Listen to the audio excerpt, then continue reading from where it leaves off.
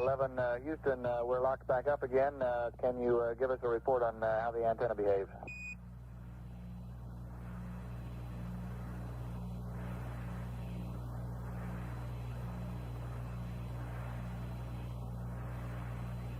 Roger, it was essentially identical with before. The pitch went to 40 to 45, and the yaw went to about 255, 245 to 255.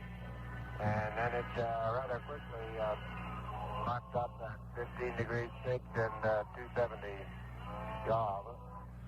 11 Houston, roger your angles, 45 and 255. Do I understand that as soon as the carrier dropped, it went to these angles, or did it only go to these angles after the uplink carrier was re-enabled and the antenna began to hunt to reacquire? Over. Now, as soon as the carrier dropped off, why, it drifted over to those angles and stayed there. And then when it came back up again, why, it hunted around for a while, but didn't get any further off. Gradually brought it on into the angles where it is right now, and then the signal strength would take several jumps as evidently it goes from wide to medium to narrow. Over. 11 Houston, understand, and on another subject, request you zero your optics for the night. Over.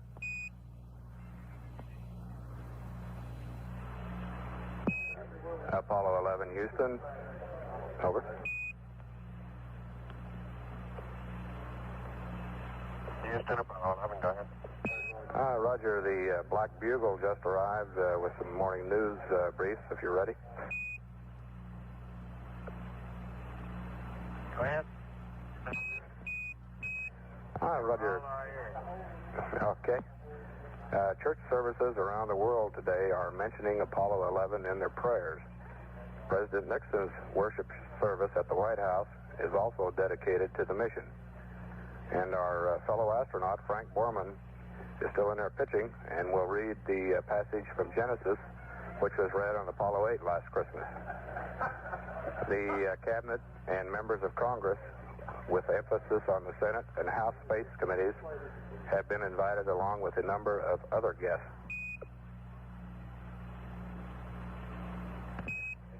Buzz, your son Andy got a tour of MSC yesterday. Your Uncle Bob Moon accompanied him on the visit, which included the LRL.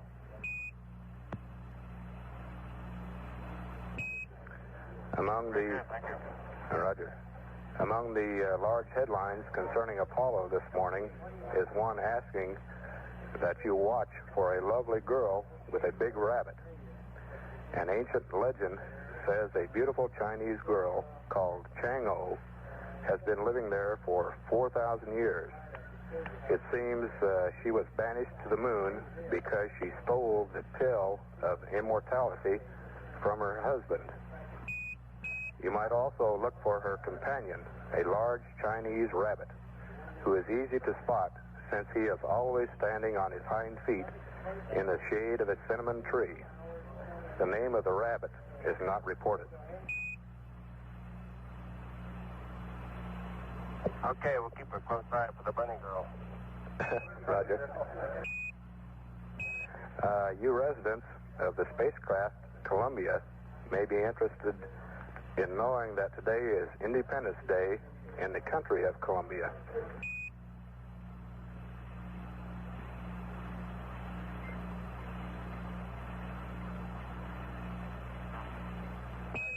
Gloria Diaz of the Philippines was crowned Miss Universe last night. She defeated 60 other girls for the Global Beauty title. Miss Diaz is 18 with black hair and eyes and measures 34 1/2, 23, 34 1/2. First runner-up was Miss Australia, followed by Miss Israel and Miss Japan.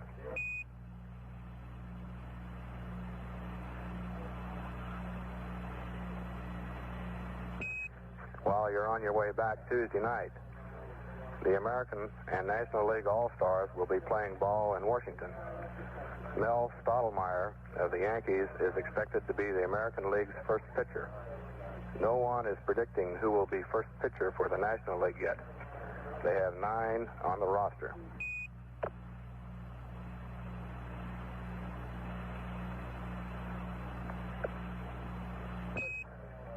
Even though research has certainly paid off in the space program, research doesn't always pay off, it seems.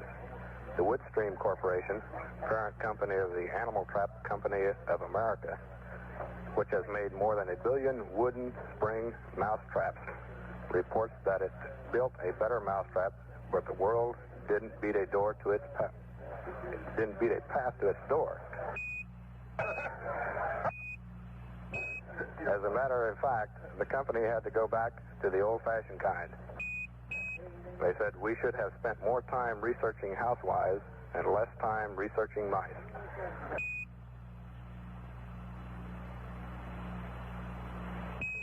And the Black Bugle is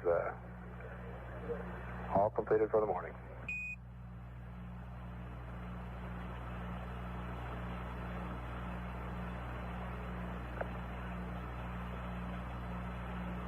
Thank you very much. We appreciate the news.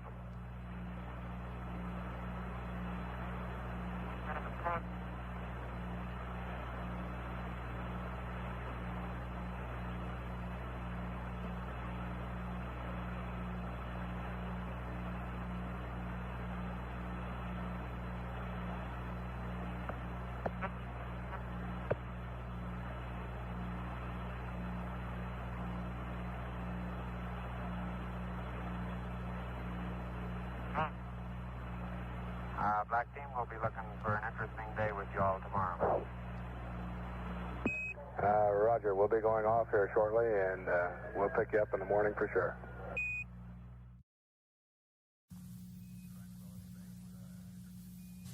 Tranquility Base, Houston.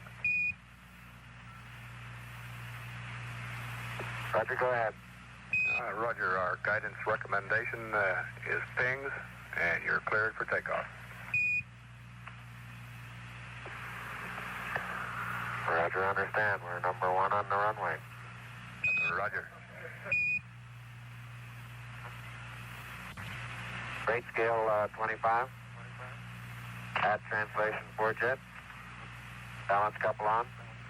DTCA jet. Stop push button reset. Abort stage reset. Deadband minimum. Add control to mode control. Mode control auto. Both. Auto. Crew of Eagle going through their pre-ignition checklist. The team is standing by for 2 minutes to go to guidance steering in the AGS.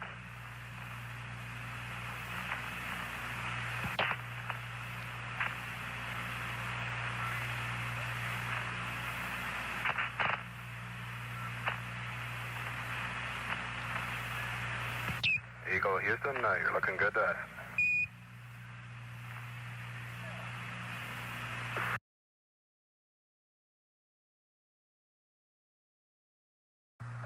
Roger, we copy. Pretty good smoke. The Eagle has wings. Raj. Looking good. Roger, Neil. We got if you'll give us crew and data, we got the loads for you.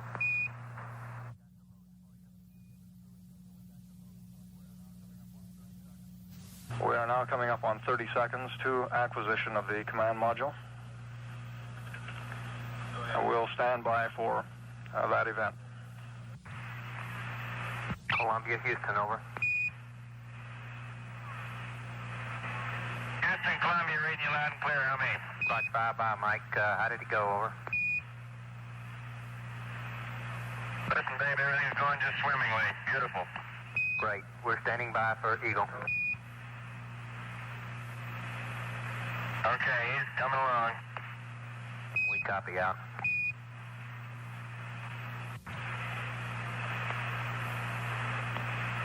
Good Eagle, how do you read? Bye-bye, Eagle. We're standing by for your burn report, over. Roger, the burn was on time. The residuals before nulling. minus 0.1, minus 0.4, minus 0.1. X and Z no to 0.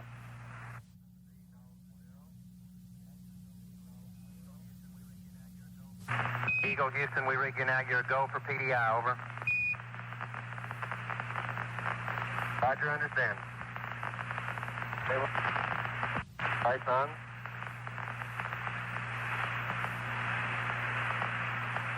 One, 0.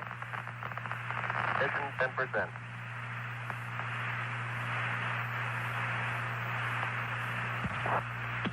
That's 20 seconds, everything looking good. We show altitude about 47,000 feet. Good radar data. Altitude now 33,500 feet.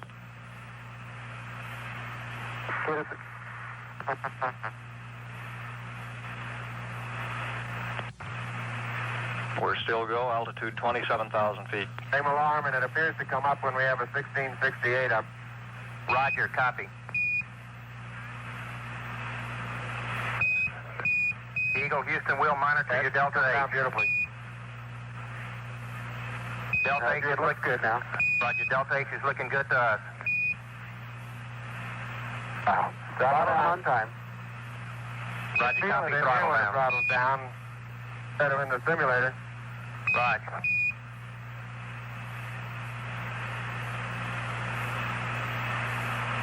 Eggs and things look real close.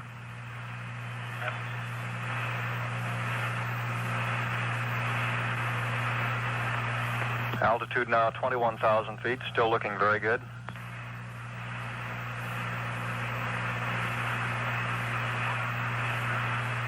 Velocity down now to 1,200 feet per second. You're looking great to us, Eagle. Okay, I'm still on flu, so we may tend to lose as we gradually pitch over. Let me try auto again now, see what happens. Roger. Okay, looks like it's holding. Roger, we got good data.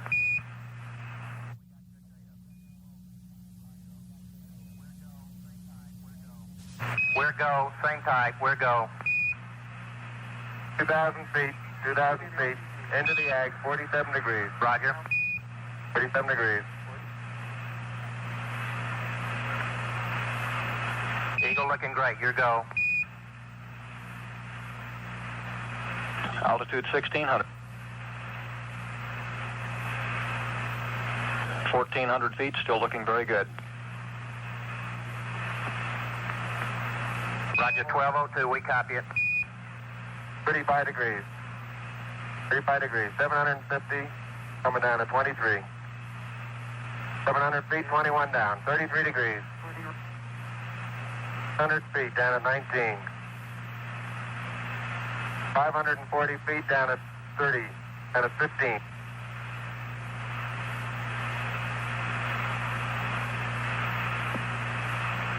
At 400 feet, down at 9. 8 forward. 10 and 50 feet, down at 4. 30, 3.5 down.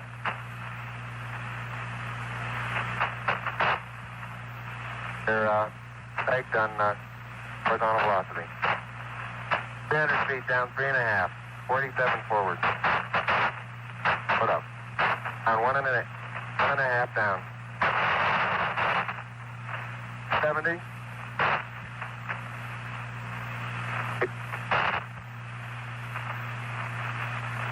At the shadow out there.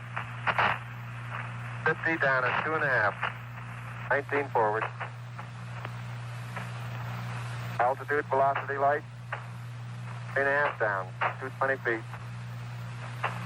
13 forward. 11 forward, coming down nicely. 200 feet. 4.5 down. 5.5 down.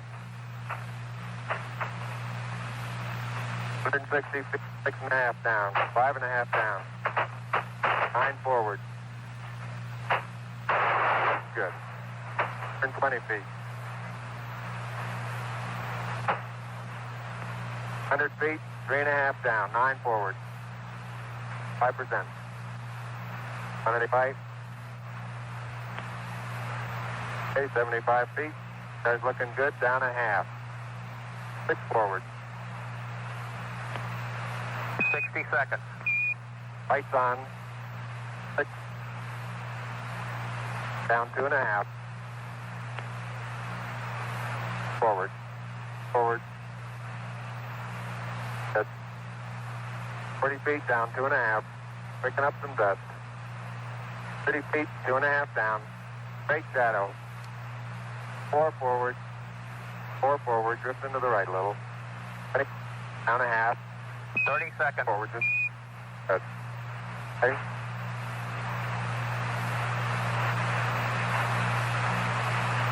Contact light.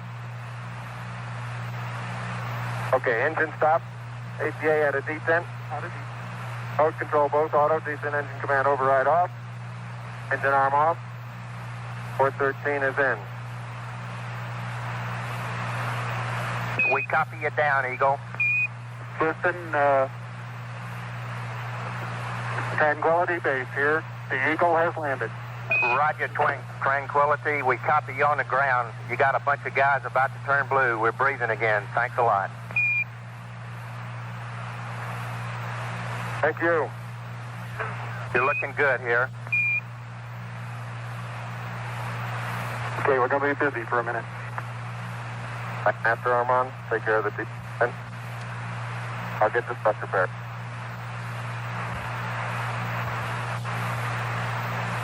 Okay, it looks like we're venting the oxidizer now. Roger, Eagle, and you are stay for T1. Over. Eagle, you are stay for T1. Roger. And we Sam, stay for T1. Roger, and we see you venting the ox.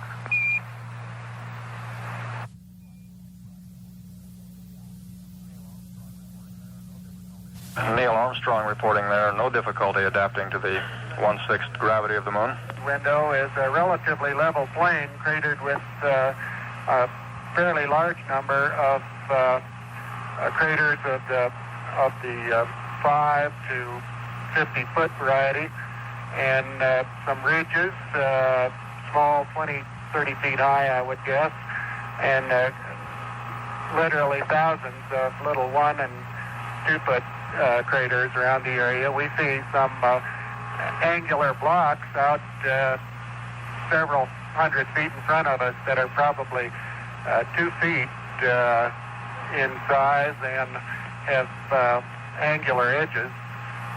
There is a hill in view just about on the ground track ahead of us. Difficult to estimate, but might be a half a mile or a mile. Roger, Tranquility, we copy, over.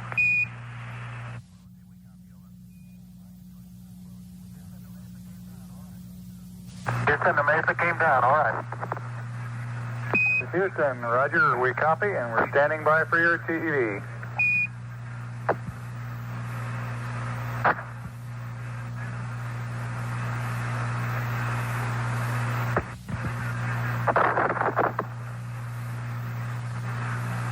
Houston, this is Neil, radio check. Neil, this is Houston, loud and clear. Break, Buzz, this is Houston, radio check and verify TV circuit breaker in.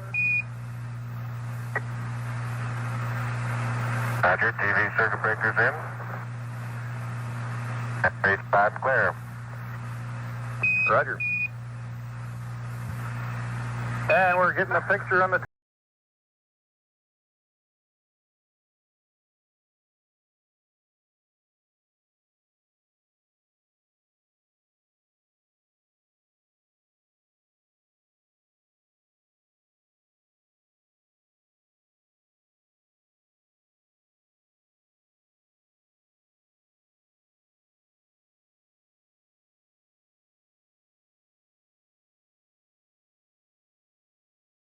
stand by.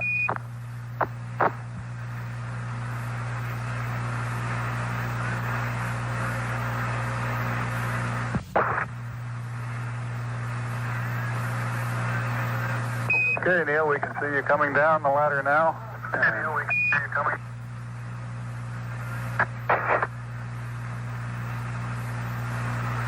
Okay, I just checked getting back up to that first step.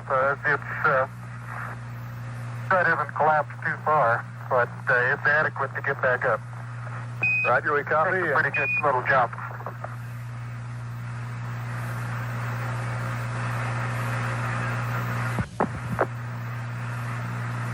Oz, this is Houston, F2, 1/160th second for shadow photography on the sequence camera. Okay.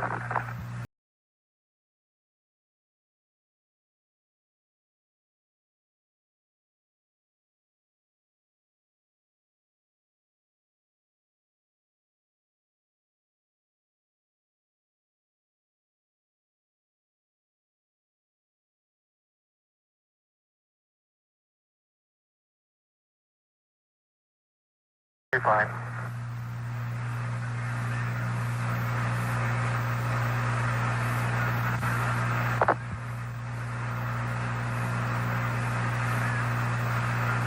Yeah, I'm going to step off the limb now.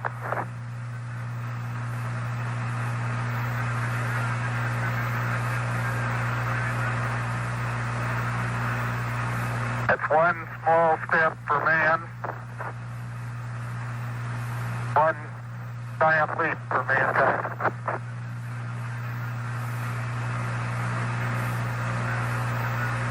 The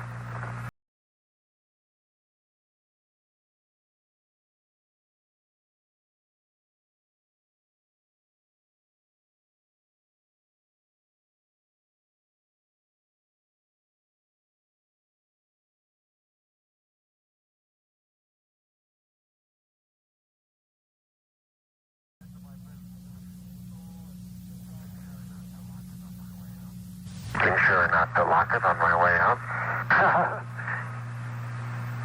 Particularly good thought. That's our home for the next couple hours. We want to take good care of it. Okay, I'm on the top step and I can look down over the RCU and landing gear pad. It's a very simple matter to hop down from one step to the next. Yes, I found it to be very comfortable, and walking is also very comfortable. You've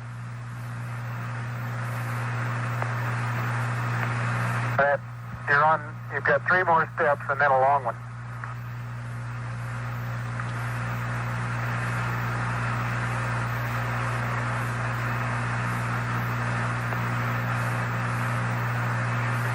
Okay, I'm going to leave that 1 foot up there and both hands down to about the 4th rung up. There you go.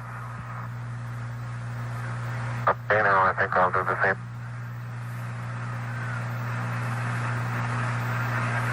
More. About another inch. There, you got it?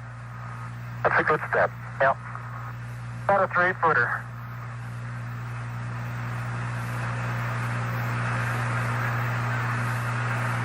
Beautiful view. Isn't that something? Magnificent sight out here. Magnificent desolation.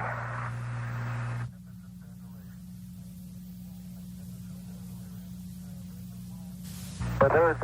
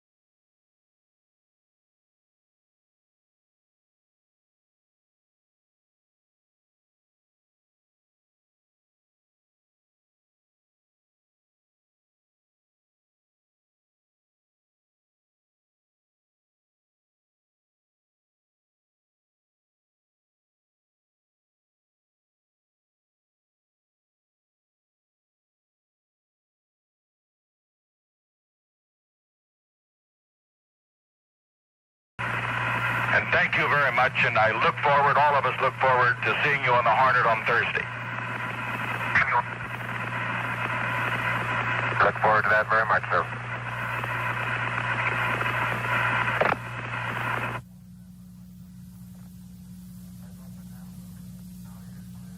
Are you bumping now? Now you're clear. You're rubbing up against me a little bit. Okay. All right, that's right. Right to left. Okay. Now move your foot and I'll get the hatch.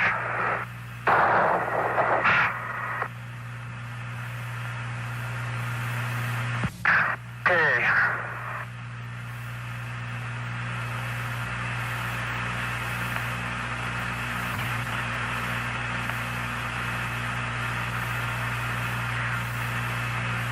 Train hatch is closed and latched.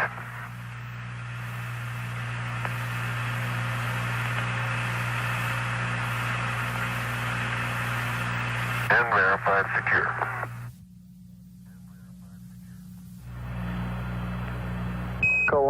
Columbia, this is Houston, over.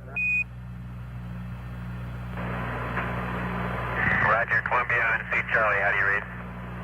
Roger, Columbia, this is Houston, reading you loud and clear on Omni Charlie. The crew of Tranquility Base is back inside their base, repressurized, and they're in the process of doffing the plusses. Everything went beautifully, over. Hallelujah. And we'd like to get Pooh and Accept from you. We have a state vector uplink, and after that, we'd like you to realign your platform to the new refs mat that we sent up a rev or two ago, over.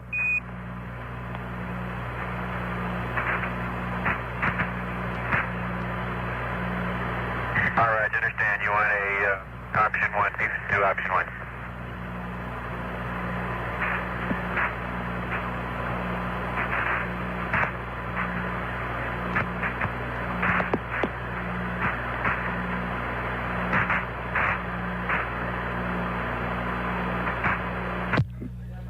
This is Apollo Control. Dr. Charles Berry reports the heart rates during this EVA period ranged from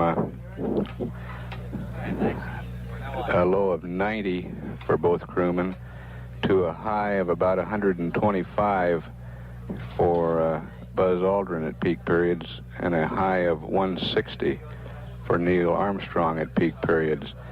That top reading coming during the time he was transferring the rock boxes into the LEM.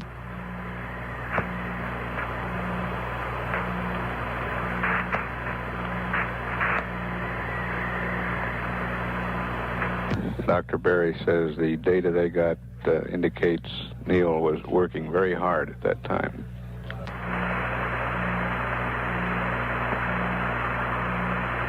Tranquility Base, this is Houston, over.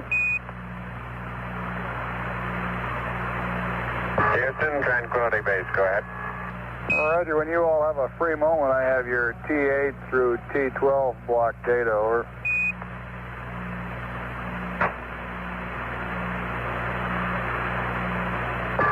Houston, Tranquility Base, ready to copy. Roger, Tranquility. T8, 114-3057. T9er, 116-29er-10. T10, 118-2723. T11, 120-2536. T12, 122-2349er. Read back, over.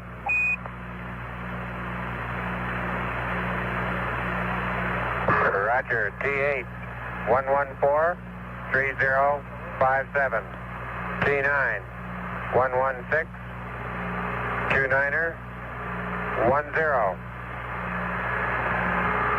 T10, 118-2723. T11, 120-2536. T12, 122-2349er, over. Read back correct. Houston out.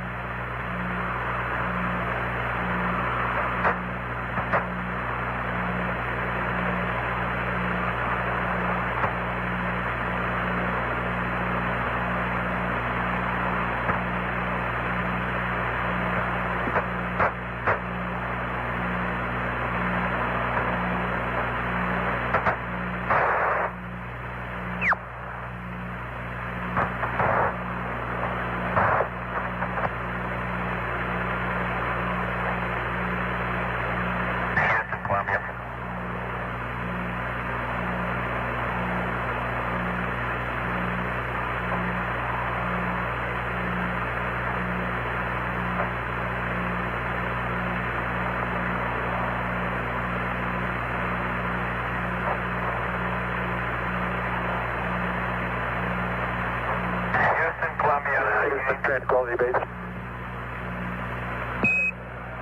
Columbia, this is Houston, over.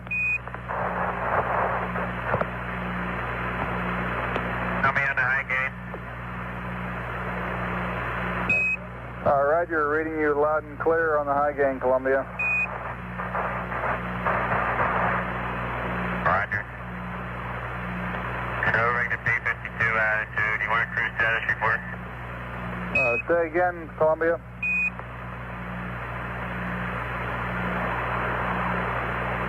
I say again, I am maneuvering to the P-52 attitude, and do you want a cruise status report?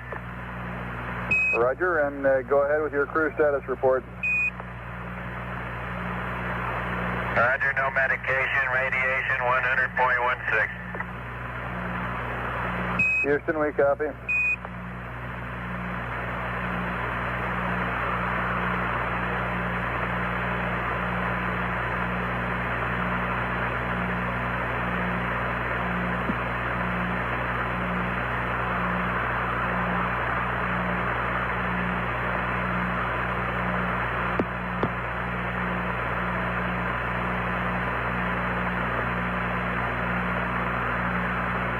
Houston, Tranquility Base.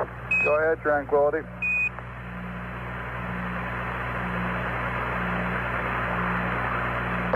Roger. The weight of the RCU was 12 ounces. That was by itself without the bag. And the weight of the water from the CDR's cliff was 12.5 ounces. That's reading 0 with the bag on. This is Houston, we copy.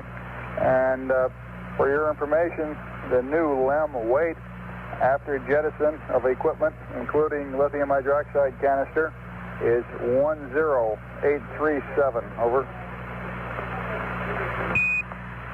Okay, 10837.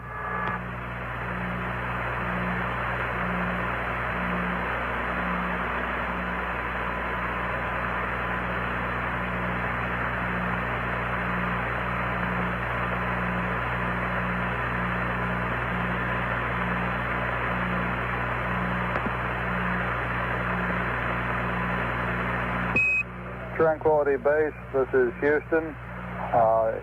In the flight plan configuration, we show that the stability control circuit breaker, ATCA, on panel 16 should be open at this time. Over.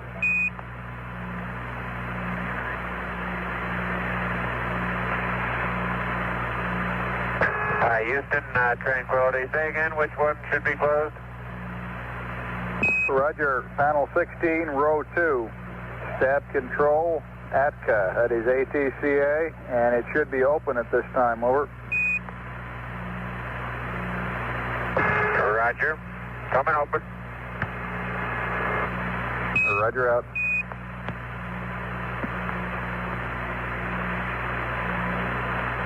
Houston, Tranquility. Do you have a way of showing the configuration of the engine arm circuit breaker? Over. The reason I'm asking is because the end of it appears to be broken off. I think we can push it back in again. I'm not sure we could pull it out if we pushed it in now. Over. Roger, we copy. Stand by, please.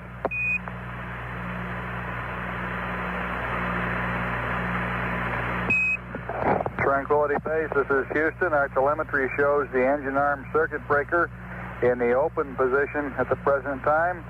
We want you to leave it open until it is nominally scheduled to be pushed in, which is later on. Over.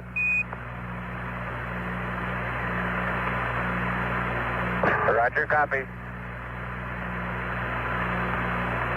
Houston, Tranquility Base, CDR's PRD reads 11014. Roger, 11014 for the CDR.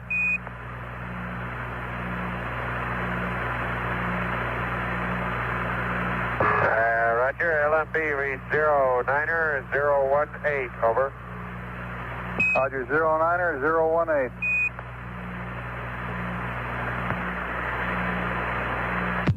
This is Apollo Control. Dr. Berry reports those dosimeter readings have not changed since yesterday afternoon, indicating that the crew was not subject to radiation on the surface of the moon, or if any, a very negligible amount. Houston, Columbia, over. Columbia, this is Houston. Go ahead. Roger, Bruce. When you get a few minutes, could you give me some words on tomorrow's activities, when they're going to start? Roger.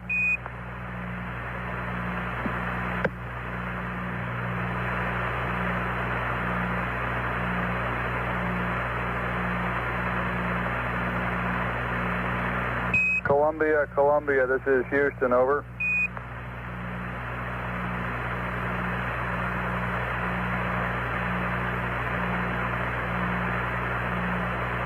Columbia, this is Houston, over.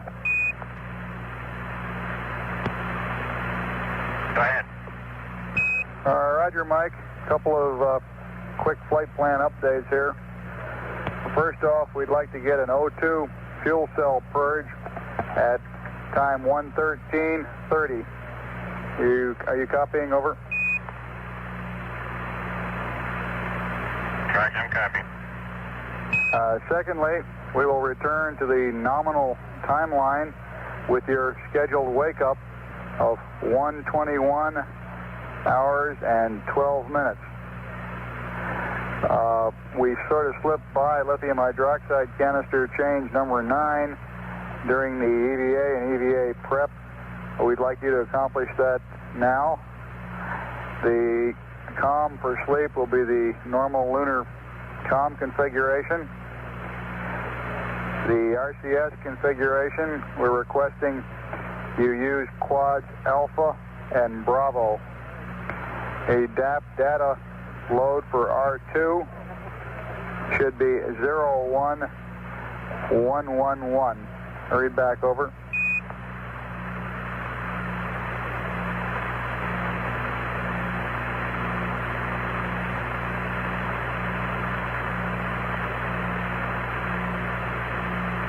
Roger, oxygen fuel cell purge at 113:30. Return to the nominal timeline at 121 hours wake up. Lithium hydroxide change number 9 right now. Normal lunar COM sleep configuration. I'm in that now.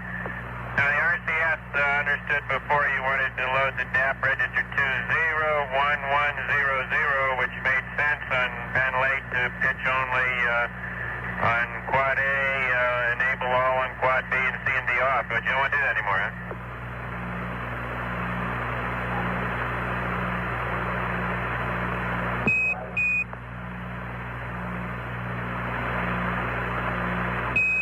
Columbia, this is Houston. On your DAP load in R2, we're requesting a 0 and 4 ones. That is 01111. Over. Okay.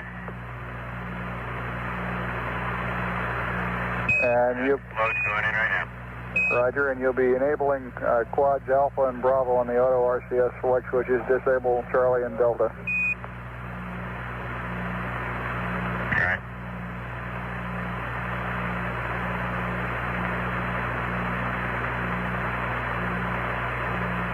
And we have a little less than 2 minutes to LOS.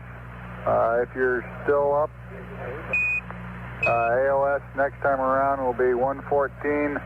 Over.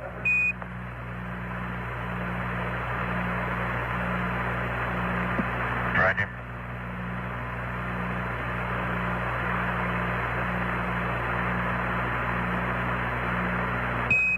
And Columbia, if it's agreeable with you, we'd like you to stay awake until we have one successful reacquisition on the high gain antenna.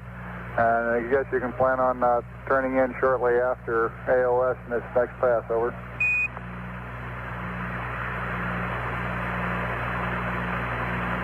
Okay. Roger out.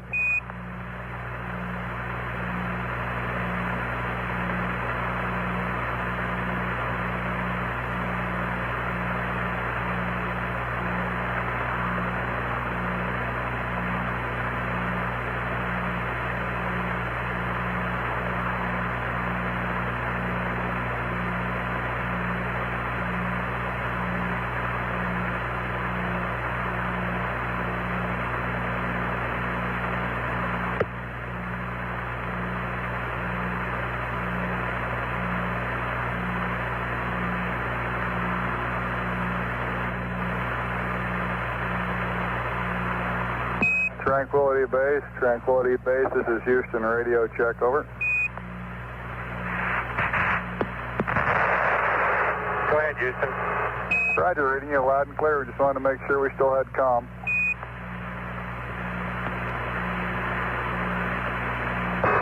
Roger, we've just finished up. We're just finishing up our 8 period. Be ready to go back into prep for deep rest. Roger.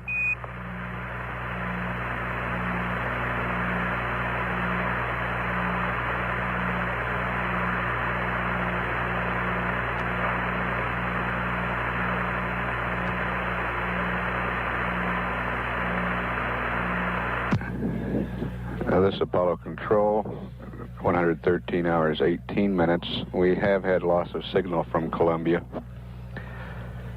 We've asked Mike Collins to stay awake through acquisition on the next rev, which will be number 20, so that we can check the automatic acquisition mode of the high gain antenna. Once we've verified that, he will start his rest period. Planned wake up for command module pilot, 121 hours. This is Apollo Control. We're estimating the change of shift news briefing for 2 a.m. Central Daylight Time. 2 a.m. Central Daylight Time for the change of shift briefing. This is Apollo Control at 113 hours, 29 minutes. The change of shift news briefing is about to start.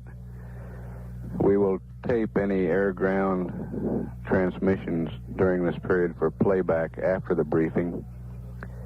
If the equipment jettisoning occurs during the briefing, we will come back up and provide that for you live. Base, this is Houston, over. Roger, go ahead, Houston. Roger, on your next depressurization, it's acceptable to use the overhead hatch dump valve in addition to or instead of the forward hatch dump valve to speed up the depressurization of the cabin. I have a T13 update for you, and if you could sometime here give us poo and data, we'll uplink you a new CSM state vector, over. All right. You've got the Disky. Roger, your T13 time, is 1242202. Over. Roger. 213 12422. Is that 02? Over. That's affirmative. That is 02. And do you have a time estimate for us until you're ready to start cabin depress? Over. 15 minutes, maybe. Roger.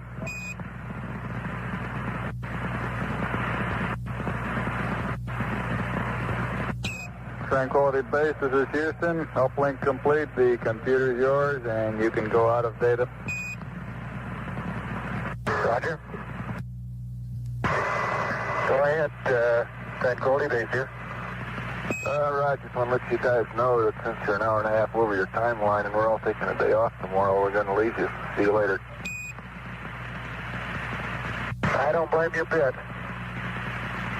That's been a real great day, guys. We really enjoyed it.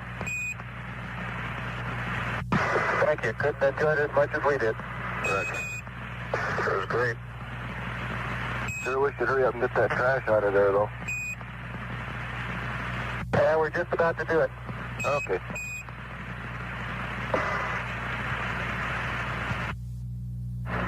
We're live now. The Capcom voice on that last transmission was Deke Slayton, the Director of Flight Crew Operations here at MSC. Tranquility Base, this is Houston. We show the suit relief valve still in the auto position. It should be closed. Over. Columbia, this is Houston. Over. Houston, quiet, go ahead.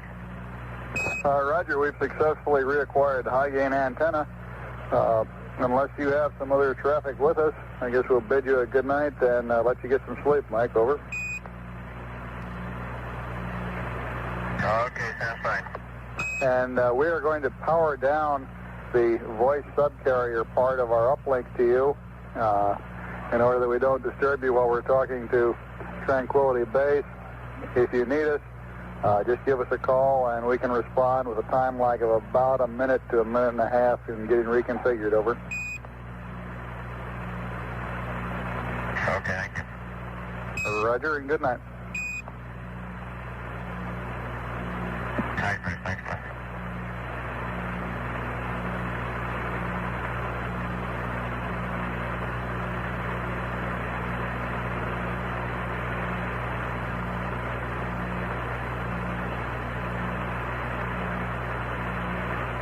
We said goodnight to Mike Collins in Columbia at 114 hours, 6 minutes. And the cabin is coming down now on Tranquility Base. It's down to about 3.5 pounds now, holding there. Columbia, this is Houston. We'd like you to enable the thrusters Bravo 1 and Bravo 2, auto RCS select. Over. Okay, Bravo 1, Bravo 2 enable. Roger, out. Tranquility Base pressure coming on down now, 1.5 pounds. Tranquility, this is Houston. For a reference, which dump valve are you using? Over. We used the forward dump valve until about 2 psi, and we're using the overhead now. Roger, out. They're both open now. Less than 0.5 pound of pressure. Tranquility Base, this is Houston. Over. Roger, go ahead. Roger, on your mission timer, we wanted to pull the circuit breaker and let it cool down for an hour and a half to 2 hours. I believe the breaker is currently open. It has been off. So go ahead and reset the mission timer circuit breaker. Put the timer control to reset and hold it in reset for 30 seconds. And then slew it to your desired settings, left to right, and place the timer control to start. Over.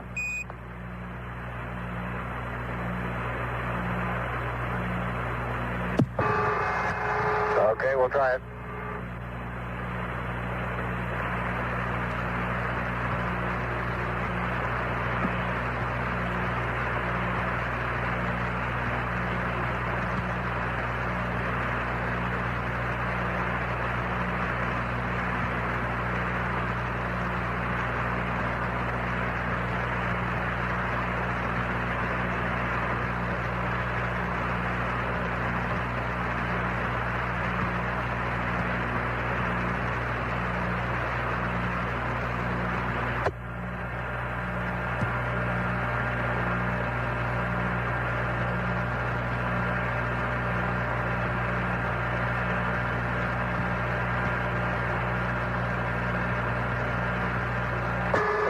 our mission timer seems to be fluid. Okay. You want to give us a time hack? Or can we get it up to the CMC? LGC, I mean.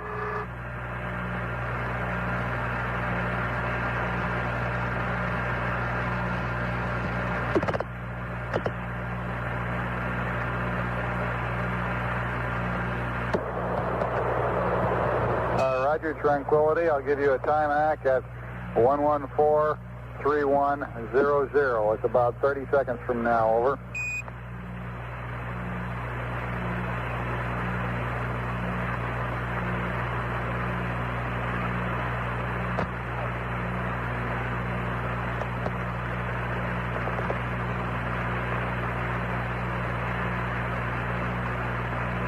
Stand by for a mark at 114.31. Okay. Stand by. Mark.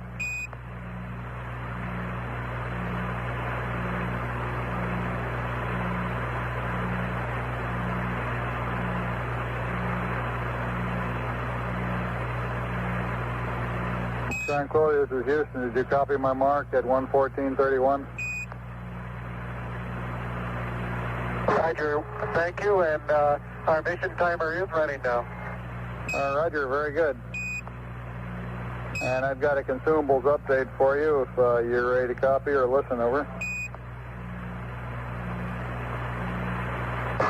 Stand by. Okay, go ahead. Okay, RCS Alpha is 81%. RCS Bravo, 75%. Coming up on 115 hours GET, descent oxygen is 31.8 pounds, or 59%. Descent amp hours, 858. And ascent amp hours, 574. Over.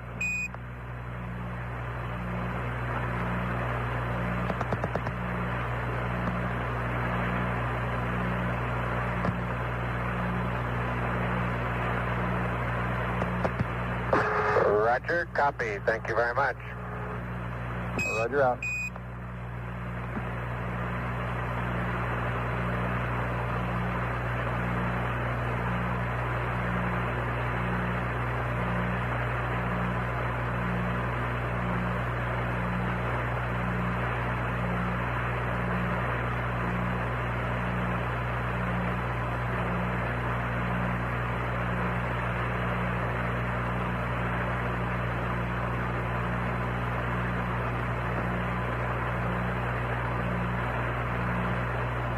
Tranquility, this is Houston. We also have a set of about 10 questions relating to observations you made, things you may have seen during the EVA. You can either discuss a little later on this evening or sometime later in the mission. At your option. How do you feel? Over.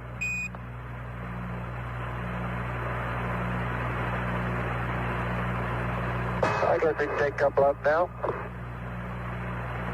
Okay, and your friendly green team here has pretty well been relieved by your friendly maroon team, and I'll put Owen on with the questions. Tranquility. Okay, thank you, Bruce. And this? Good. Tranquility, Houston. First question here is your best estimate of the yaw on of the limb as compared to the nominal pre-flight plan. Over.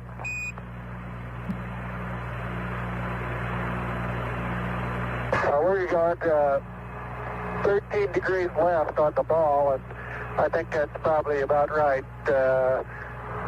Looking at the shadow and so on, we're probably about 13 degrees left of the shadow.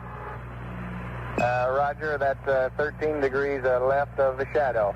And next question relates to the depth of the bulk sampling that you obtained near the first part of the EVA, and any changes in composition that you might have observed during the bulk sampling interval. Over.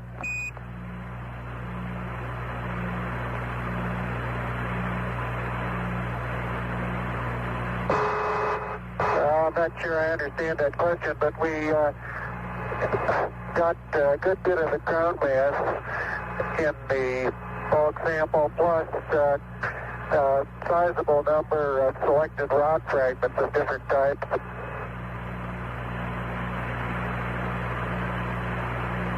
Roger, Neil. One of the implications here is the depth from which the bulk sample was collected. Did you manage to get down several inches or nearer the surface? Over. We've got some down from as much as 3 inches in the area where I was looking at the variation with depth in the bulk sample. There really wasn't appreciable difference, and I didn't run into any hard band. Later on, or at some other times in other areas, why I'd get down just a short distance, an inch or two, and couldn't go any further. Roger, I believe we understand down as deep as 3 inches, did not hit any hard bed, and no significant changes in composition to that depth. Next question, the second SRC was packed rather hurriedly due to the time limitation, and wonder if you would be able to provide any more detailed description of the samples which were included in the second SRC. Over.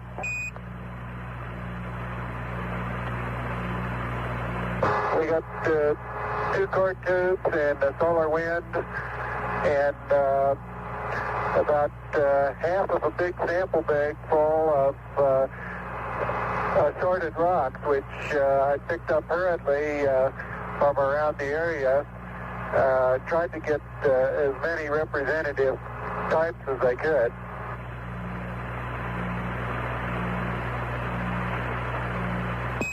Roger, Neil.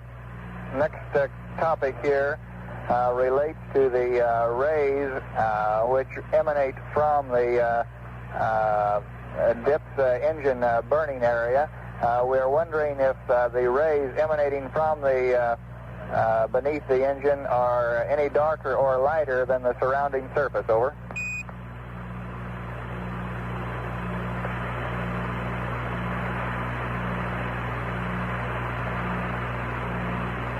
The ones that I saw back in the aft end of the spacecraft appeared to be a good bit darker, and of course, viewed from the aft end, while they did have the sun shining directly on them, it seemed as though the material had been baked somewhat, and also scattered in a radially outward direction. But in that particular area, this feature didn't extend more than about 2, maybe 3 feet from the skirt of the engine. Over. Roger, understand that near the aft end out to the east, that the rays did appear darker. I understand, Buzz, that this was the appearance of the material which had been uncovered by the rays that appeared darker for 2 or 3 feet extending outward. Is that correct? No, I wouldn't say it was necessarily material that had been uncovered. I think some of the material might have been baked or in some way caused to be more cohesive and perhaps flow together in some way. I don't know. Now, in other areas, before we started trampling around out in front, why, we could see that small erosion had taken place in a radially outward direction, but it had left no significant mark on the surface other than just having eroded it away. Now, it was different back in the right under the skirt itself. It seemed as though the surface had been baked in a streaked fashion, and I think a couple pictures on film will show this, but that didn't extend out very far. Over.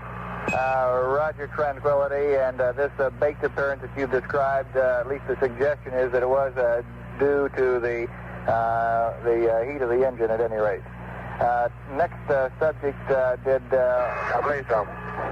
Roger. Next subject, did either of the solar panels on the PSE touch the surface of the moon during deployment? Over.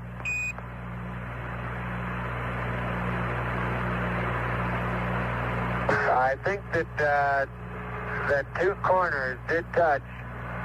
Since when it was deployed, both of them didn't come out at the same time. It unfolded a little unevenly, and of course the terrain that it was on was a little bit not quite as level as it would as I would like to have it.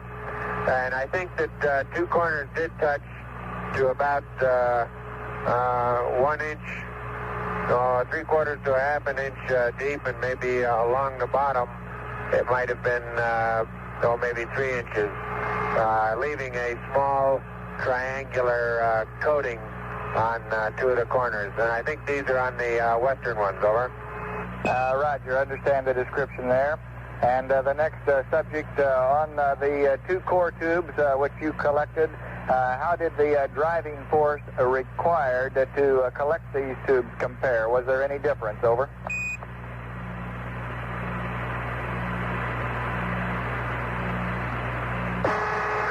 Not significantly. I could get down about the first 2 inches without much of a problem, and then as I would pound it in about as hard as I could do it, the second one took two hands on the hammer, and I was putting pretty good dents in the top of the extension rod, and it just wouldn't go much more than, I think the total depth might have been about 8 or 9 inches.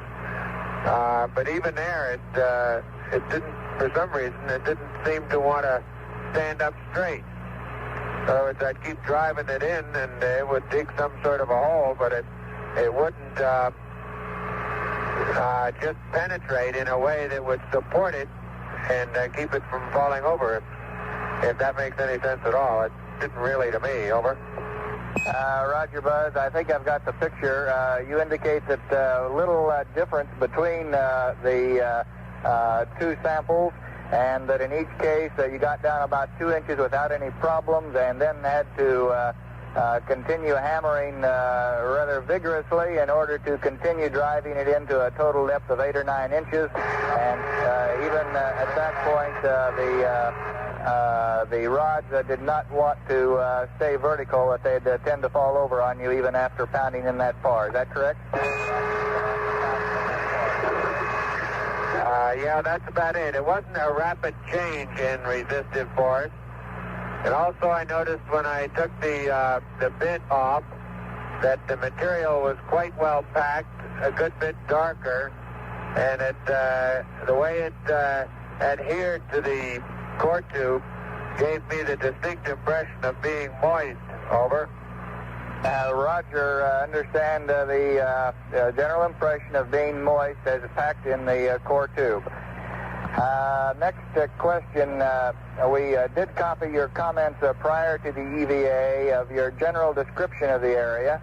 We wonder if either of you would have any more lengthy description or more detailed description of the general summary of the geology of the area. Over.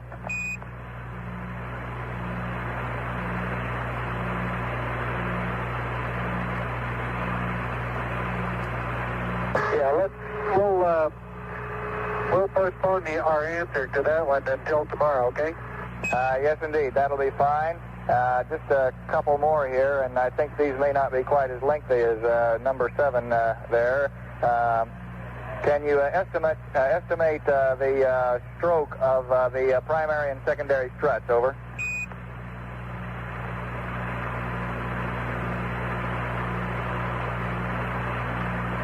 Well, I could do it like this.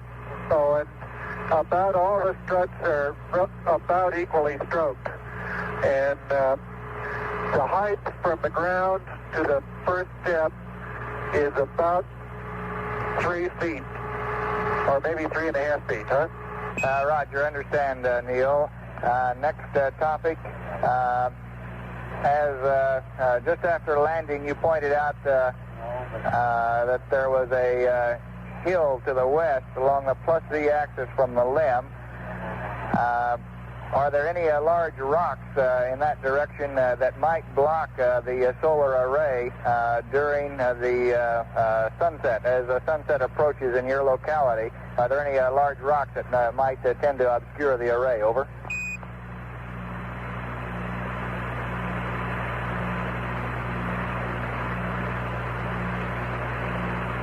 I don't believe so. I think that it's about as level as any other areas that we chose. Roger. There's nothing large anyway that's going to get in the way. Roger, copy. That's also the way it appeared from the television, I think. And now the final question. You commented, Neil, that on your approach to the landing spot, you had passed over a football field-sized crater containing rather large blocks of solid rock, perhaps 10-15 feet in size. Can you estimate the distance to this football-sized crater from your present position? Over. I thought we'd be close enough so that when we got outside, we could see its rim back there, but I couldn't. But I don't think that we're more than a half mile beyond it. That is, a half mile west of it. Roger. So you estimate your present position less than a half a mile, approximately west of this large crater. Over.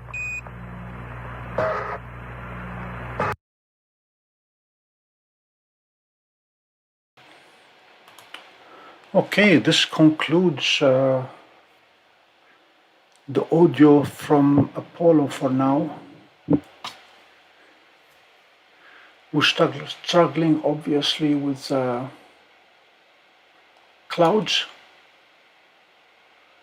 and trees and connectivity.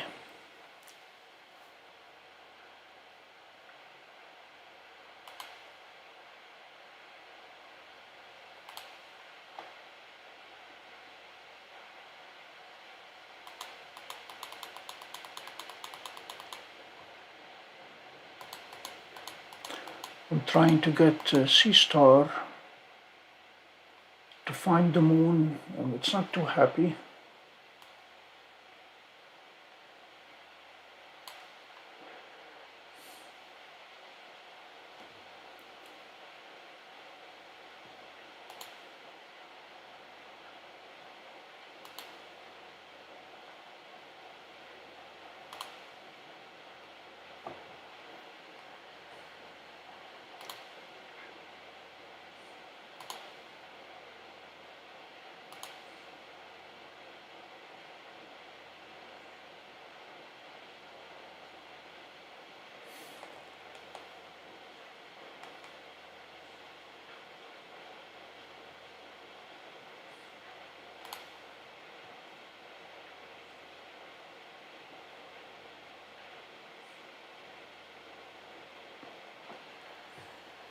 Seestar is on the patio, it's on the ground, and the dwarf is up on the third floor.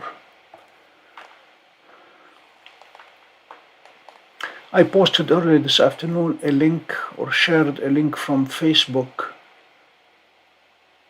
suggesting that TCRB explosion is expected on August 9, midnight GMT, which will make it August 8 at 8 p.m. here. We'll certainly be watching for it. In the meantime, as soon as I can get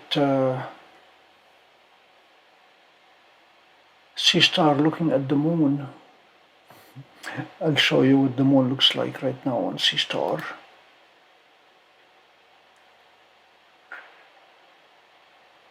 In the middle of a tree.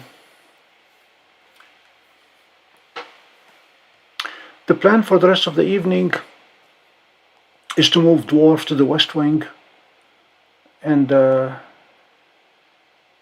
leave it there for the balance of the night, looking at TCRB. TCRB has already moved to 220 degrees azimuth.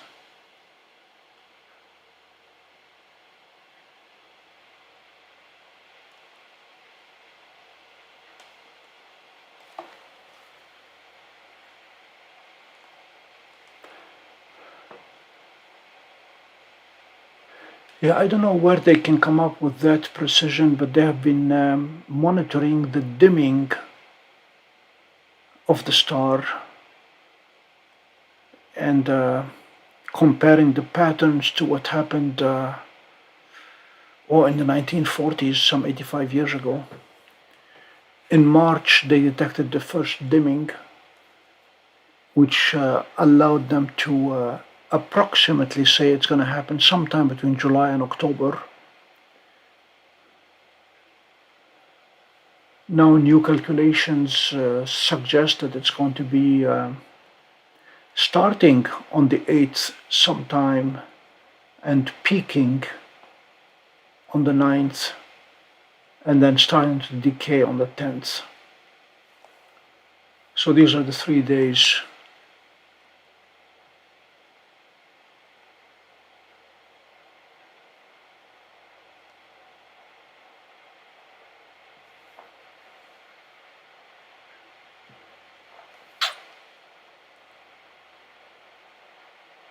The folks with the safest jobs are those forecasting what will happen in 500 years, because nobody will be there to point back to them and say they were wrong. However, in this case, he's only forecasting it 2 weeks out. So let's see how accurate he is.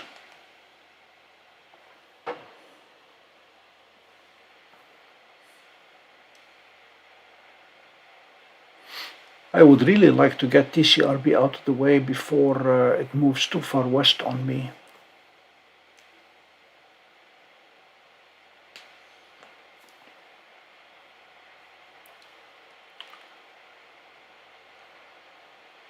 In the meantime, we have a full moon.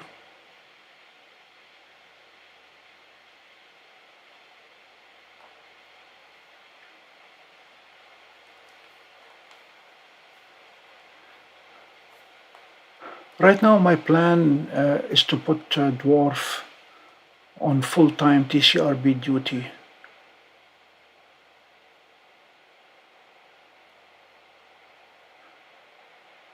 The big project today was to wrap DWARF in aluminum foil to see if it will do any better in the sun, and it did not.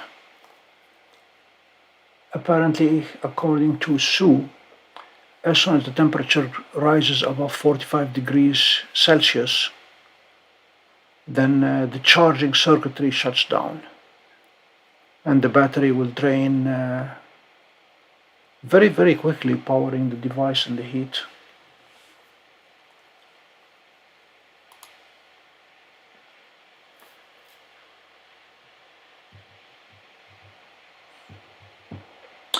At 11:19, which is just about an hour from now, we have a very high pass of the International Space Station, and I plan to make an attempt on that one, assuming clouds will permit. Bill, I ordered that computer from Staples for all of $119 with free shipping. It'll most likely end up having a home in Oswego. I've been frustrated with their computing and networking folks who are micromanaging what software can be on what computer and what has administrator access and what does not, to the point where their machine is highly unlikely to drive the Meet 16.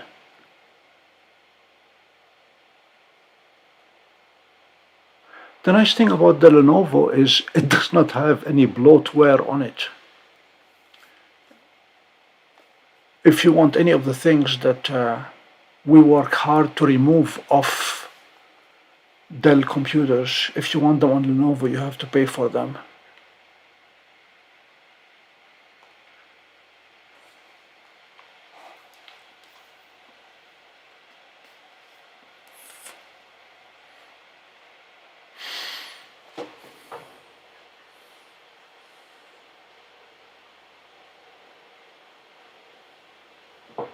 And the other nice thing about it is it comes with the Windows 11 Pro, not Student Edition, not Home Edition.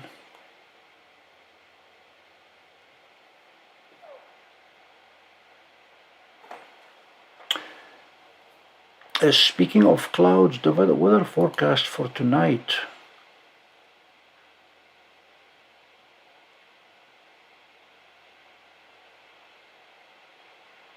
The thunderstorms are up Dog's Way. Ottawa is getting rain now.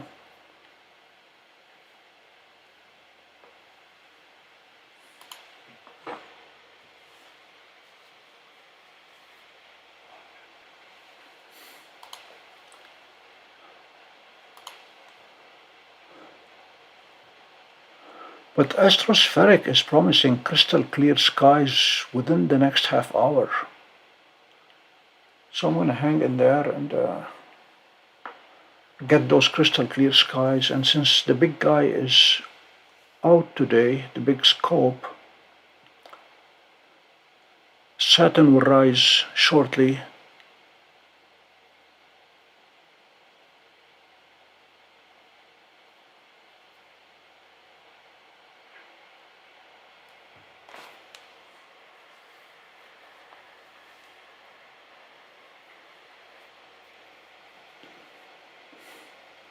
I will try the gold mylar wrap.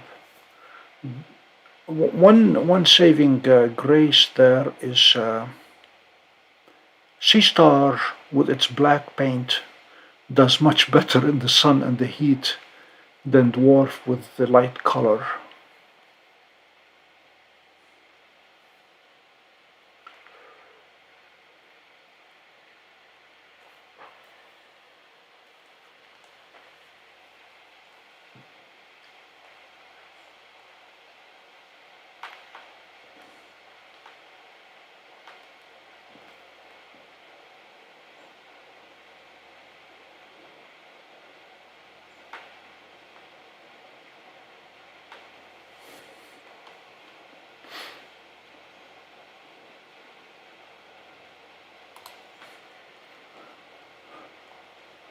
So DWARF is burdened with clouds and Seestar is burdened with trees.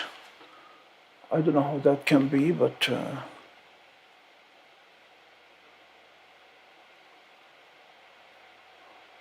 oh, I know how that can be.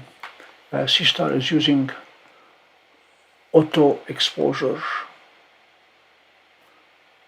and DWARF is not. We can do that. There we go.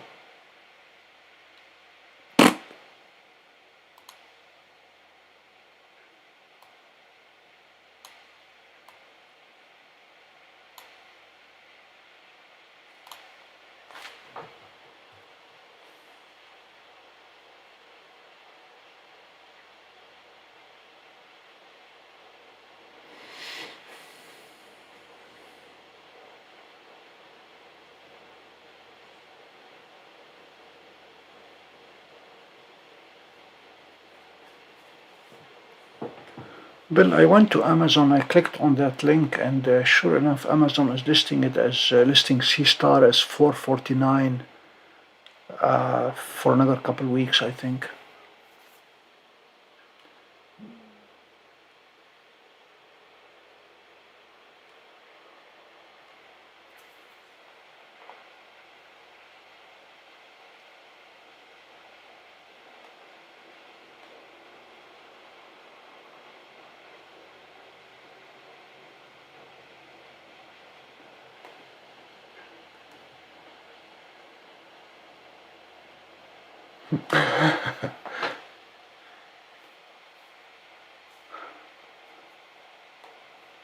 I did not run into a firmware update.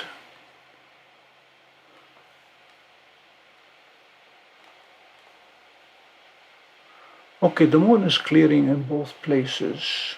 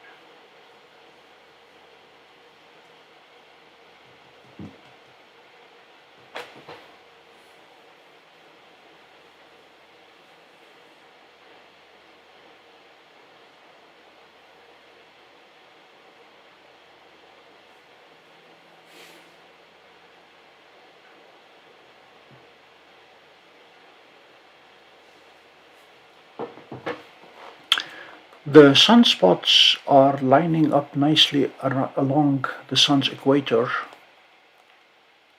which suggests that the peak of cycle 25 is imminent. Right now they are forecasting as early as September or possibly October, when the magnetic polarity of the poles flips over. And apparently the flipping is not instantaneous, but rather both poles will go the same polarity for a short while.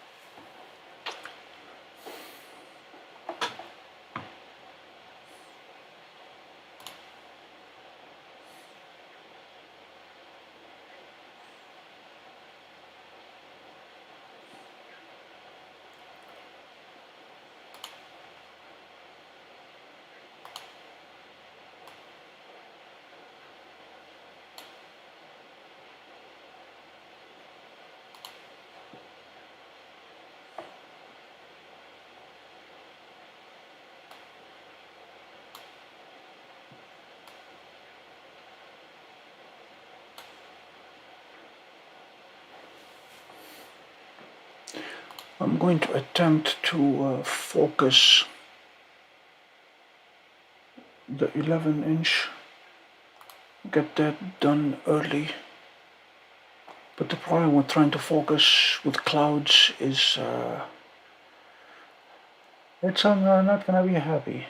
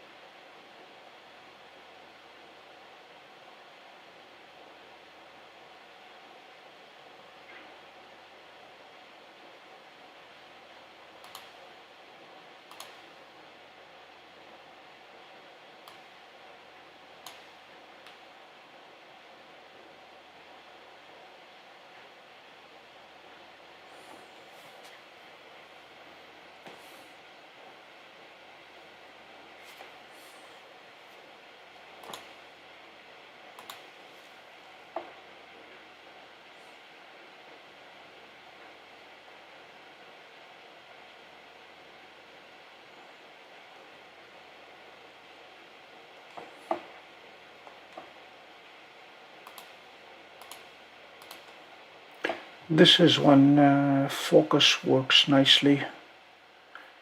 It'll automatically find the best place and get the focuser there. Okay.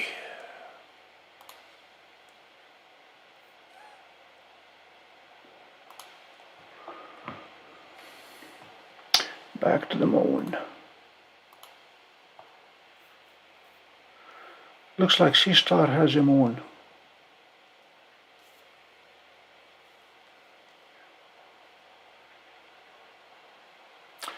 Let's see if the big scope can go to the moon as well.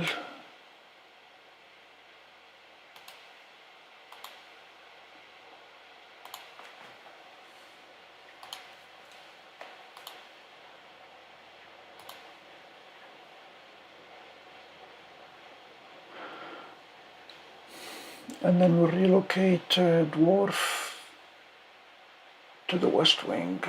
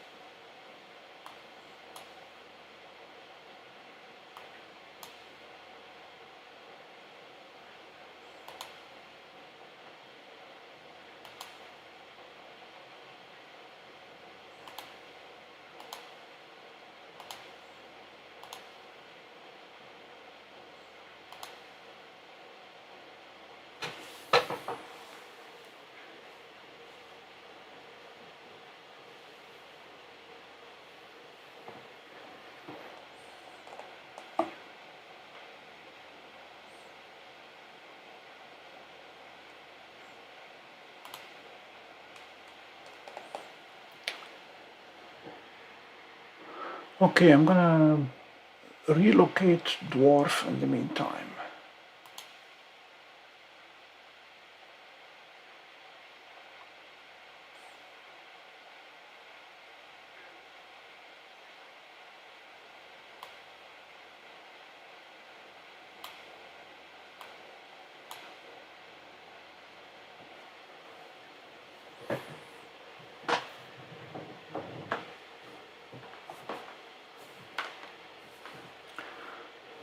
Audio off for a second.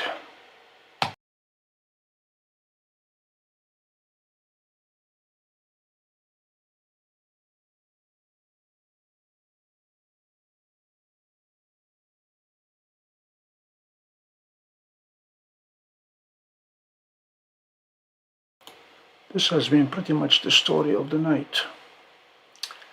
Tech issues.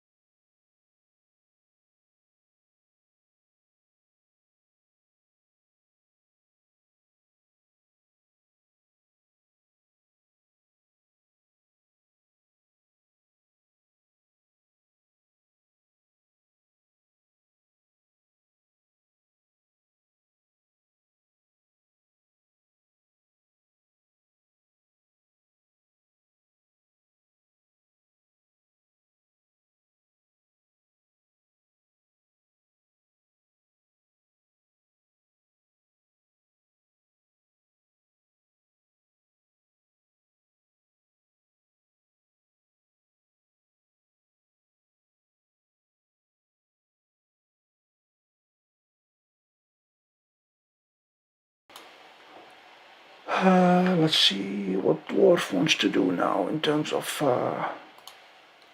calibration.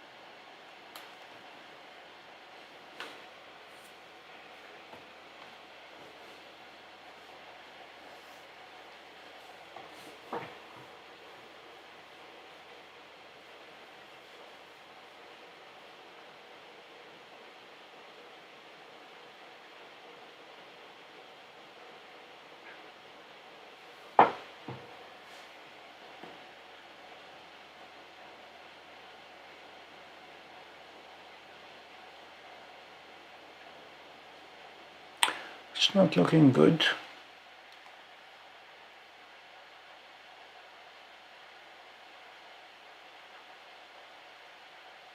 Oh, okay. If it says success, we'll take it.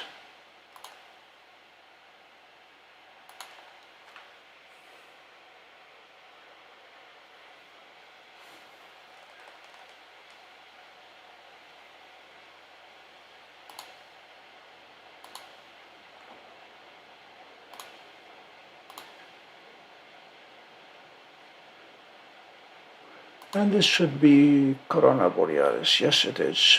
Okay, go for it.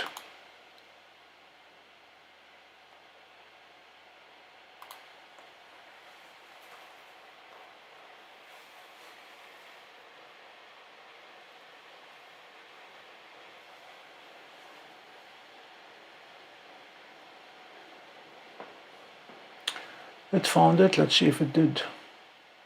Yep, there it is.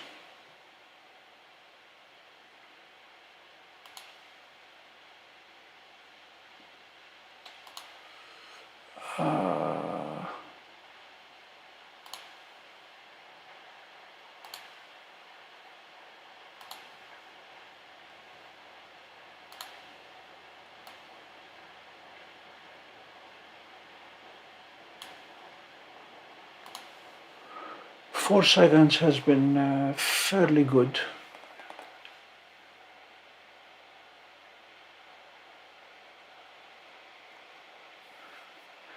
The question remains though, why is DWARF drifting?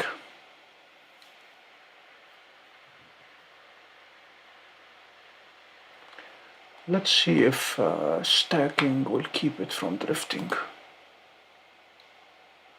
Blah.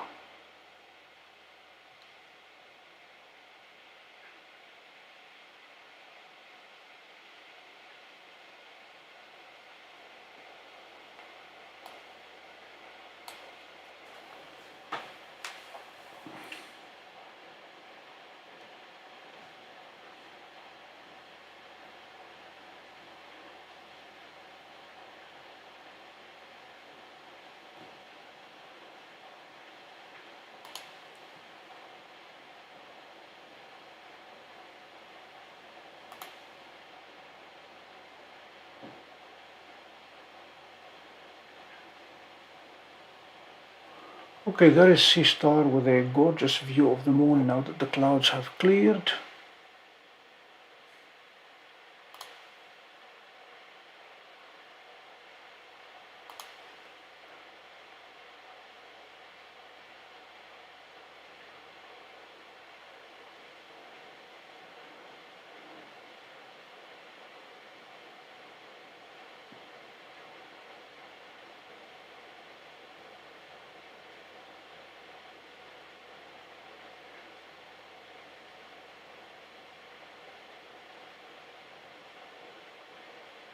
I think DWARF just went berserk on us.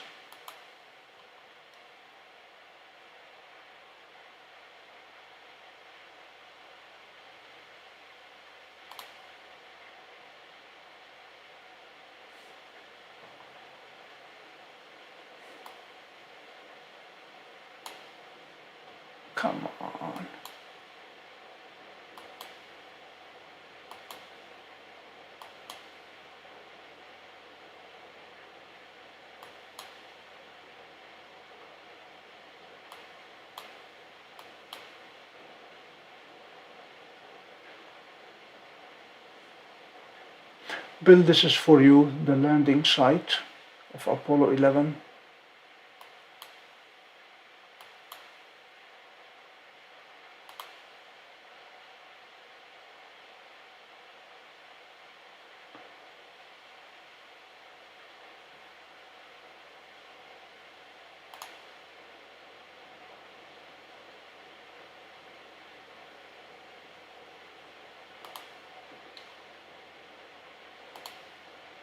What is DWARF doing?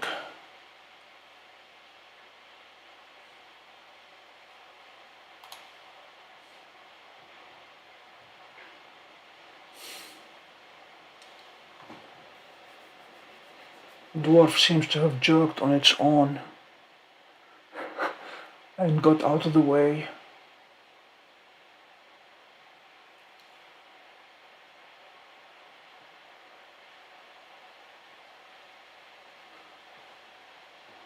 Alright, big scope in the meantime.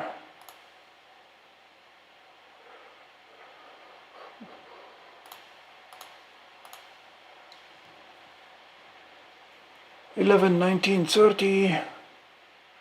That's why I was not finding the moon, because I had the wrong time. This is where we're rendezvousing with the International Space Station. There we go.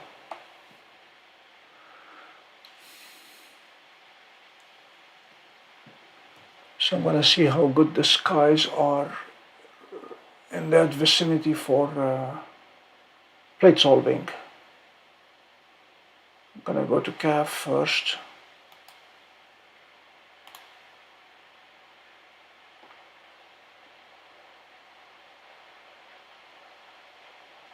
Saturn will be rising soon.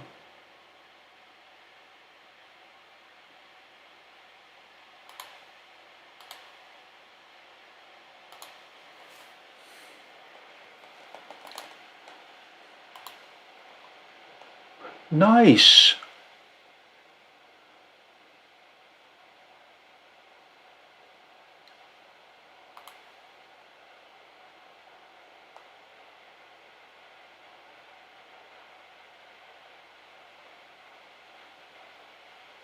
Yeah, I should have no problem plate solving. No, Bill, I have not collimated it yet. I'd very much like to move that thing in there. So this is CAF. One other thing that we need to do is sync from PC, and I've not been able to find anybody to tell me why, with GPS enabled, the mount drifts on its own. If you pay attention to this number here, as soon as I click sync from PC, it's going to change. 3 seconds.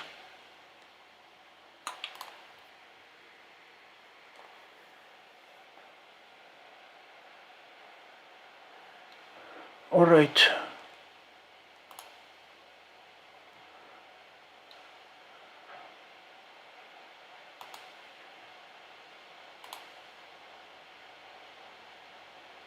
Good.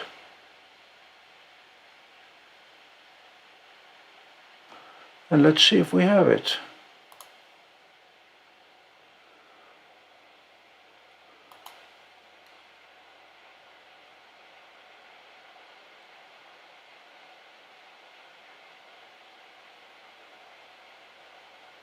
It was off by 0.05 degrees.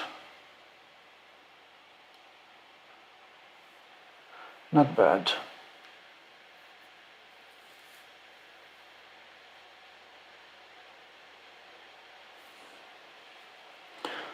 And this is where I start my alarm to alert me at exactly 11:19 to hit the capture.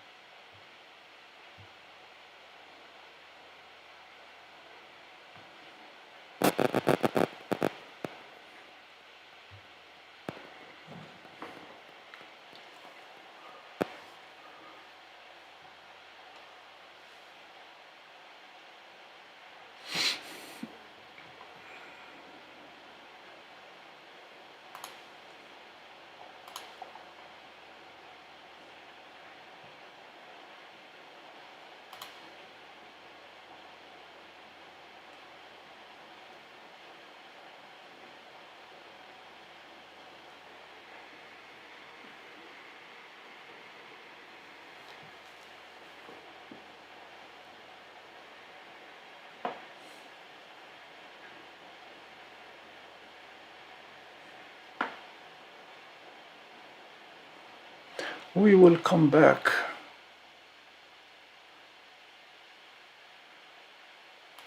In the meantime, I want to find out what happened to DWARF that it abandoned TCRB.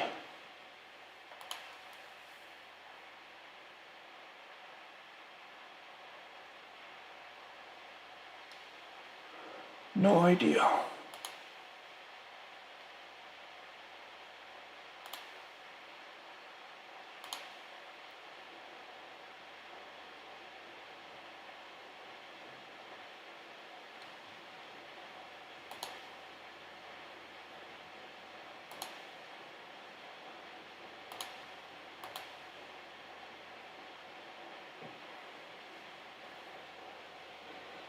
And this one is TCRB. Go.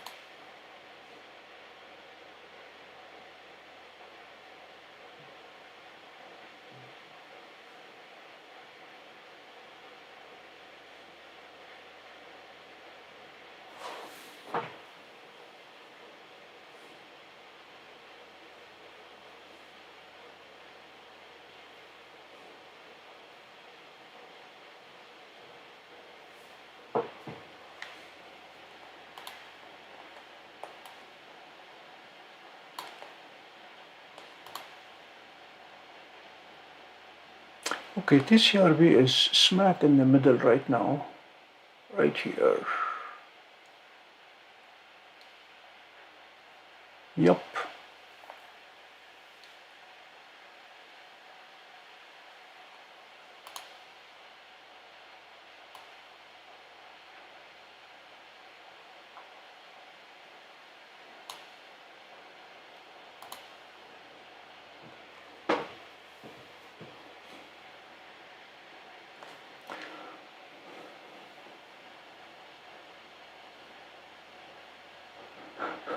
What is your problem, dwarf?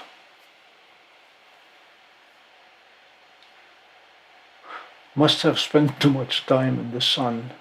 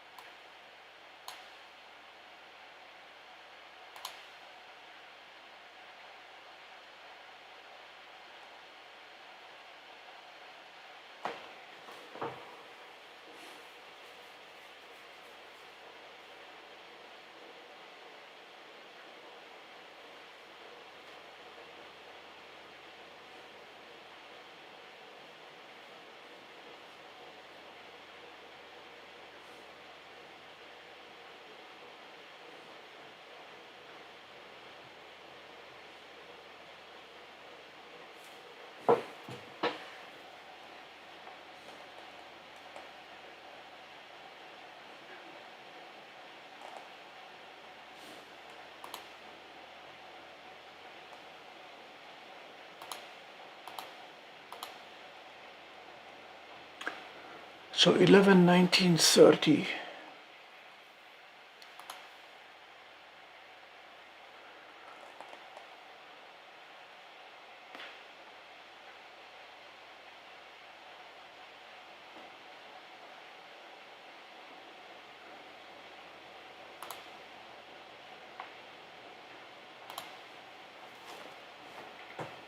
Since Seestar is not doing anything useful,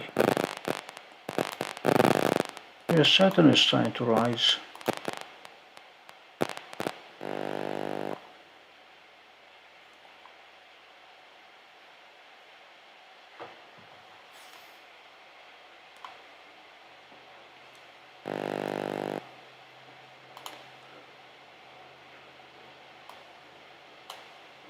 There are a bunch of clusters out there.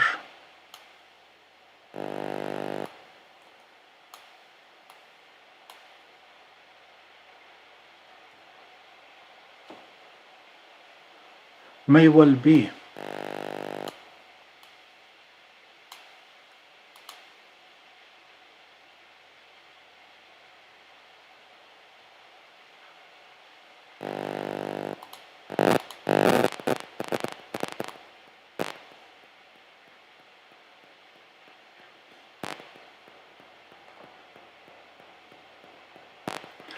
NGC 884 is a target that I had never done. We'll see if Seestar is willing to entertain it.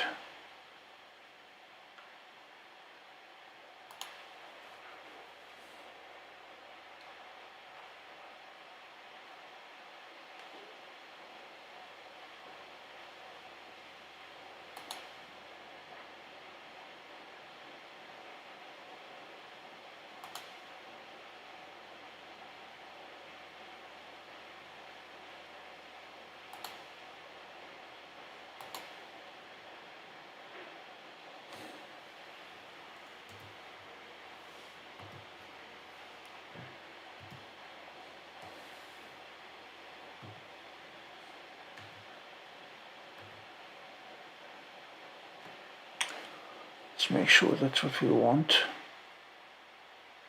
884, not 844.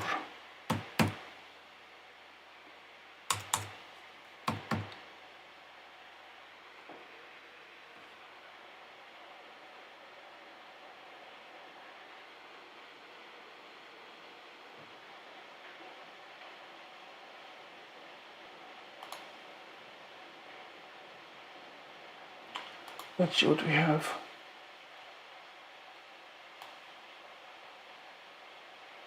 That is the double cluster.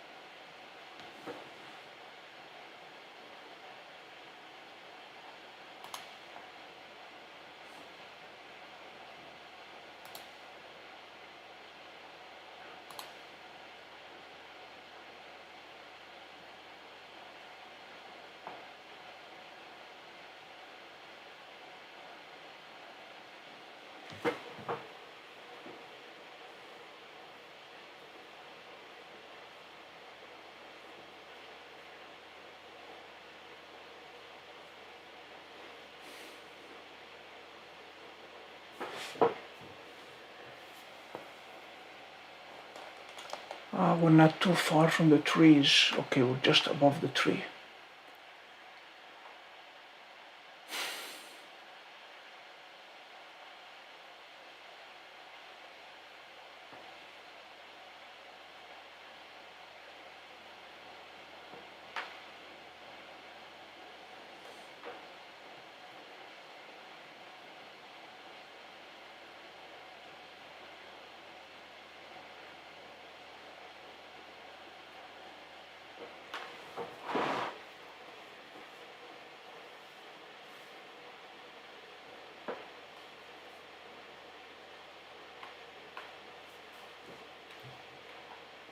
Seestar is taking too long in what is a very clear sky right now.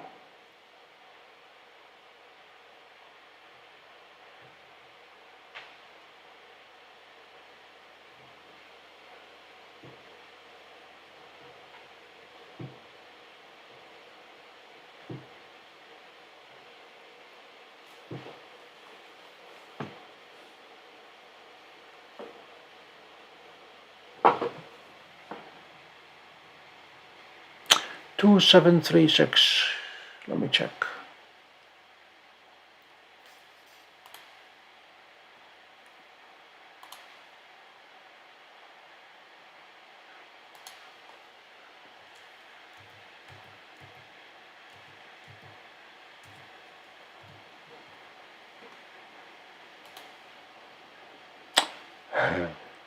No, it is on the other side of the Earth right now.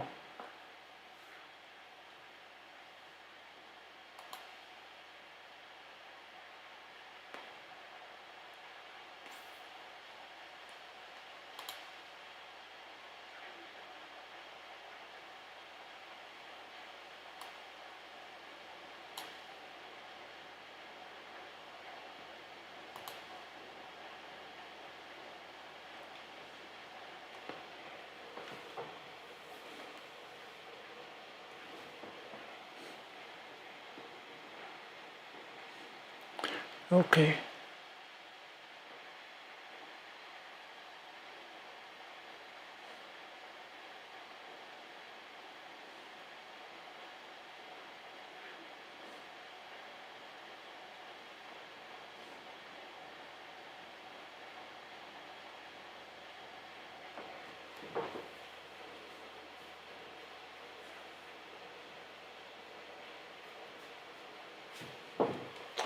Already.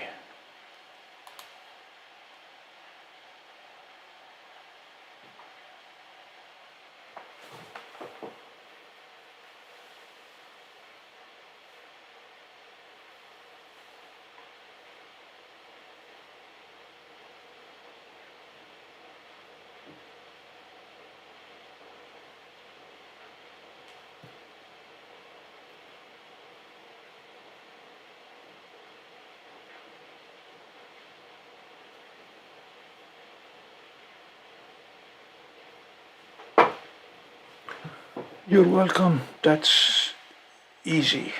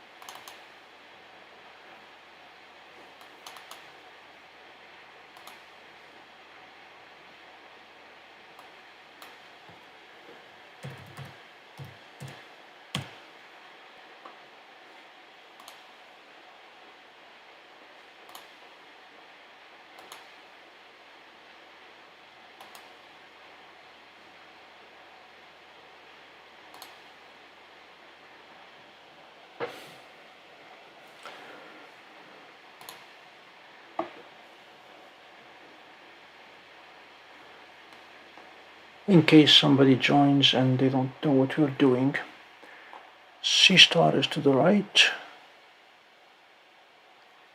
and DWARF is to the left.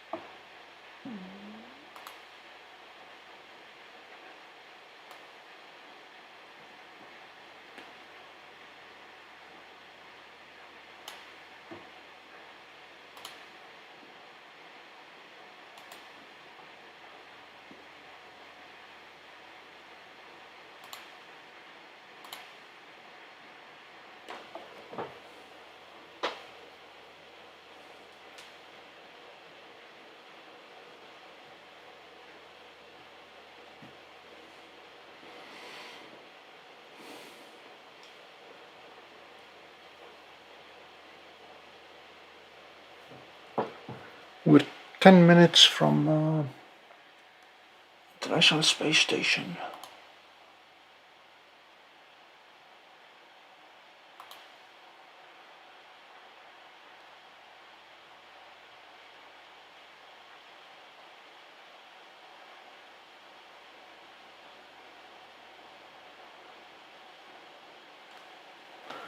And good news is the Ioptron mount is not drifting.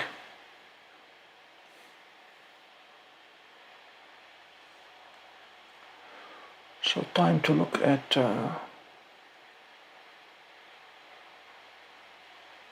yes, as soon as we get the Dwarf 3.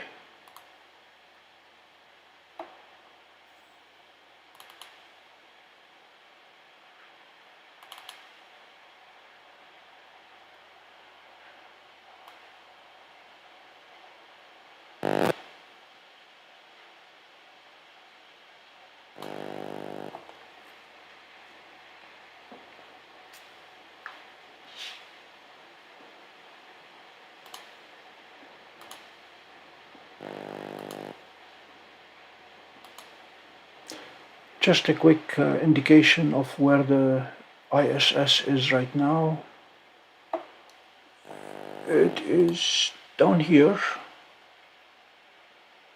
The blue path is the one it's following. It is below the horizon right now. It's gonna rise from the northwest and follow that blue line. We are waiting for it up here.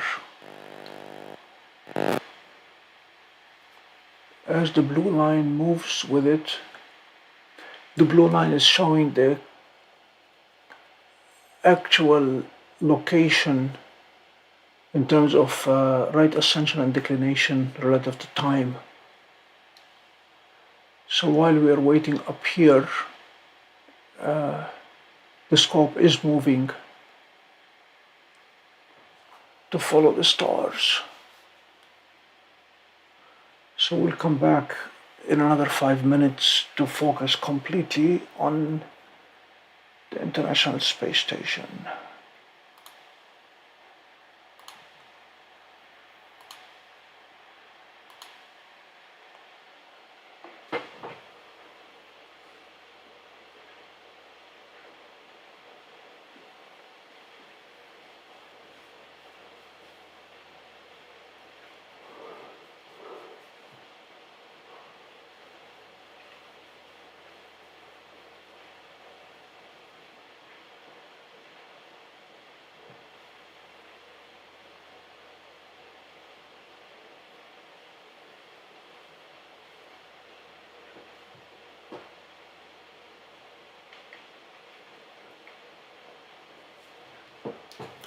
In order to have 3 telescopes feeding at the same time,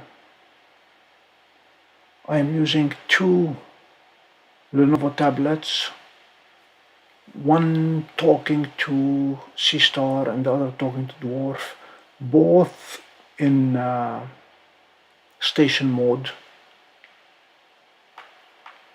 and then using Google Chrome Remote to talk to the Optiplex that is controlling the Celestron telescope.